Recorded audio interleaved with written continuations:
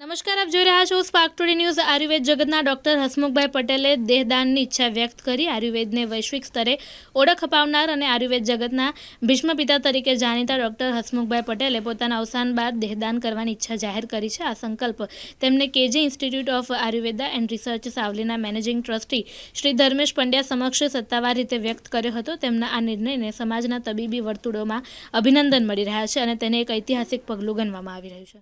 ये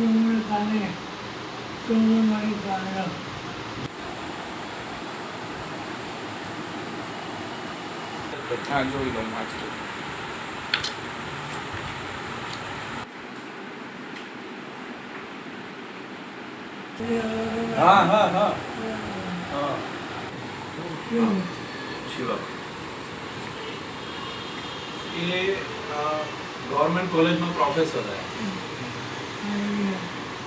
આજે 10મો આયુર્વેદ દિવસ છે અને એ આયુર્વેદ જગત માટે ઘણો મોટો દિન ગણી શકાય અને એ દિવસે આયુર્વેદ જગતના જેને ભીષ્મ પિતામાં કહી શકાય એવા ડૉક્ટર હસમુખભાઈ પટેલે આજે દેહદાનનો નિર્ધાર વ્યક્ત કર્યો છે। એમણે દેહદાનનો નિર્ધાર વ્યક્ત કર્યો છે। વર્ષોથી મારા પપ્પાના તેઓ મિત્ર રહ્યા અને લગભગ 6 મહિનાથી એમણે દેહદાન માટેની એમણે મને એમનો ઈચ્છા વ્યક્ત કરી હતી। એમની ઈચ્છા વ્યક્ત કરવાનું કારણ એવું હતું કે જે સાવલીમાં કેજીઆઈટી કેમ્પસ છે એની અંદર આયુર્વેદ કોલેજ છે, કેજે institute of Ayurveda and research, એના શ્રી હસમુખભાઈ પટેલ પોતે ફાઉન્ડર એડવાઇઝર કહી શકાય તેવી એમની જવાબદારી છે અને એના કારણે એમના મનમાં નિશ્ચય એમણે કરેલો હતો કે જ્યારે પણ હું દેહદાન કરીશ ત્યારે હું કેજીઆઈટી ખાતે જ હું દેહદાન કરીશ, કારણ કે એ સંસ્થા મારા દ્વારા ઊભી કરવામાં આવેલી છે।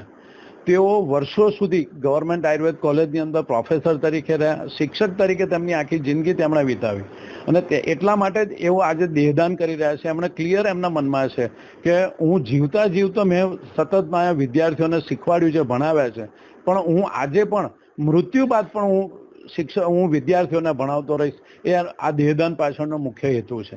અને આજે જ્યારે આપણે જોઈએ છે તો માણસે પક્ષીઓને જોઈને વિમાન બનાવ્યું, ચિત્તાને જોઈને 2 વ્હીલર કે 4 વ્હીલર બનાવ્યું, કે માછલીને જોઈને સબમરીન બનાવી, પણ આજે આપણે નથી લોહી બનાવી શક્યા, નથી આપણે હૃદય બનાવી શક્યા, નથી આપણે લીવર બનાવી શક્યા।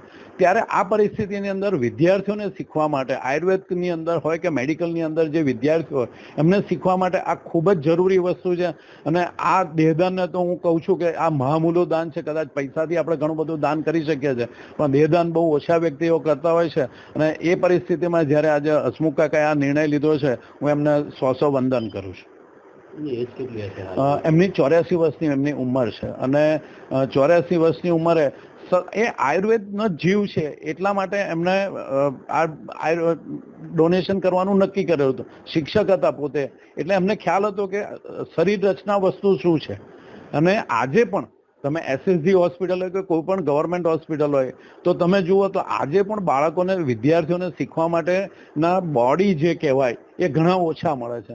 અને એ પરિસ્થિતિની અંદર જે હસમુખ કાકાનો આ નિર્ણય છે એ ખૂબ જ એને સલામી સિવાય કશું જ આપણે ન કરી શકીએ અને આના ઉપરથી આપણે સૌએ પણ શીખવું જોઈએ કે ભવિષ્યમાં આપણે લોકોએ પણ દેહદાન કરવું જોઈએ। આપનો પરિચય? ધર્મેશ પંડ્યા, હું મેનેજિંગ ટ્રસ્ટી છું, KJ institute of Ayurveda and research સાવલીકા।